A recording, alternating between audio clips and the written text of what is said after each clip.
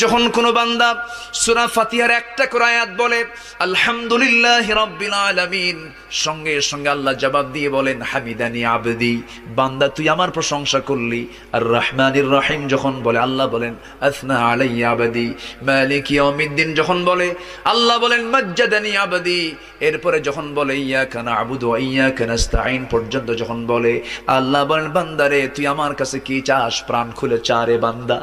ইহদিনাস সিরাতাল মুস্তাকিম থেকে শুরু করে নিয়া ওয়ালাদ-দাল্লিন পর্যন্ত যখন বান্দা বলে তখন আল্লাহ বলেন বান্দা নামাজের মধ্যে এমন প্রেমের খেলা খেললি বান্দা, তুই যা চাইলি সব আমি আল্লাহ কবুল করলাম।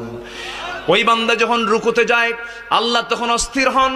ওই বান্দা যখন সিজদায় যাওয়ার জন্য প্রস্তুতি নাই, সমস্ত ফেরেশতাকে ডাক দিয়ে বলেন ও ফেরেশতারা, এই বান্দাগুলো আমাকে দেখলো না, রাসূলকে দেখলো না, কোরআনকে দেখে হাদিসকে বিশ্বাস করে আমাকে খুশি করার জন্য তার সবচেয়ে সম্মানজনক